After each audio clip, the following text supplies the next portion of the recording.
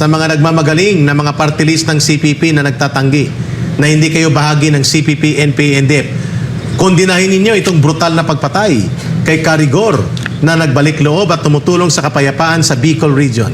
Kung hindi kayo CPP, NPA, NDF, Franz Castro, Raul Manuel at Arlene Brosas, mag-file kayo ng resolusyon na kayo'y nagkokondina sa CPP, NPA, NDF. Pero sabi ni Ma'am Lorraine, paano nila yung gagawin ni Eric? Nag-file na sila ng resolusyon para tanggalin bilang terorista ang CPP, NPA, NDF. So, ibig sabihin, totoo na kayo ang nagtatanggol at nagtataguyod sa ganitong akto ng terorismo. Sir, we don't want you to put on the spotlight, but bilang isang alagad ng pamahalaan at ng batas sa ilalim ng ating Armed Forces of the Philippines, ang itong gawain ng CPP, NPA, NDF na pagpatay sa ating kasamahan dyan na tumutulong na sa gobyerno at umalis na sa marahas na buhay sa NPA, ay gustong tawagin ito ng mga CPP party list sa loob ng Kongreso na hindi ito terorismo. At ito ay bahagi lamang ng digmaan nila at nangyayari ito dahil mayroong mga pinag-uugatan ng digmaang ito. Binibigyang matuwid nila, in other words, ng CPP, NPA party list na ito ang pagpatay sa ganitong pamamaraan sa mga former rebels at mga civilian. Your reaction to that, sir?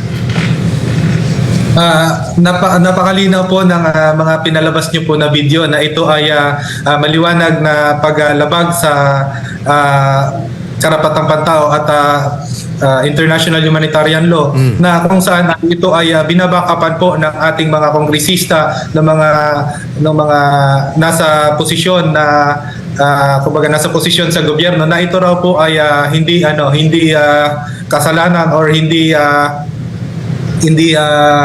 acts of terrorism. Yes, hindi acts of terrorism.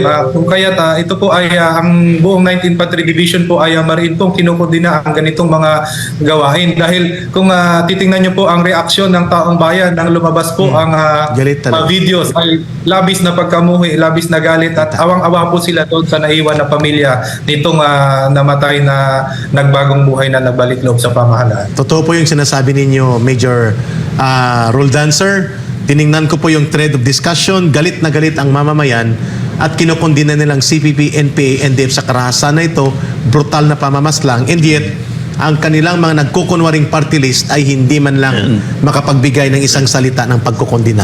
Ma'am.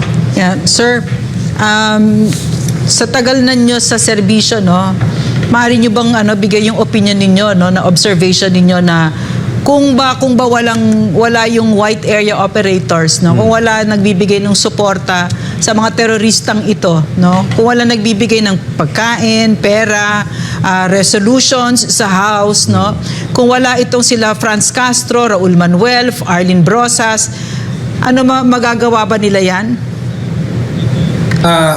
Sa tagal ko na po sa serbisyo, ma'am, napakalaking bagay po yung suporta na nagmumula doon sa mga kongresista or doon sa mga mambabatas na suporta na nagagaling sa kanila para manatili po ang CPP, NPA, NDF.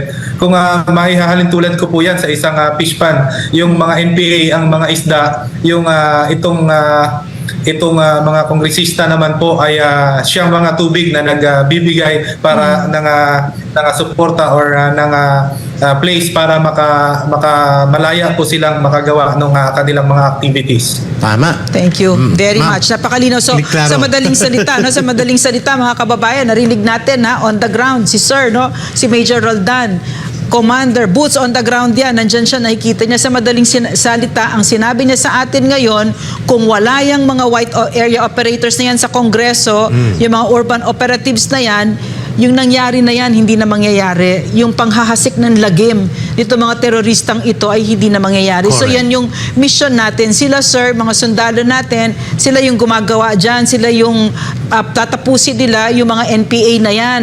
Pero tayo in charge dito sa white area. Yan ang mission natin. Correct. By 2025, wala na yan. Zero. At saka itong legal cluster ng NTF-ELCAC, ididemanda na rin yung mga yan. Yung mga yan, for disqualification, etc. So, lahat tayo may magtutulungan tayo dito. Agree. Ma'am Lorraine, Brother Franco, may follow-up lang ko kay Major Roldan. Okay. Before ang ating wrap-up. Sir, concern ko rin ito pero babasahin ko ito from the phone.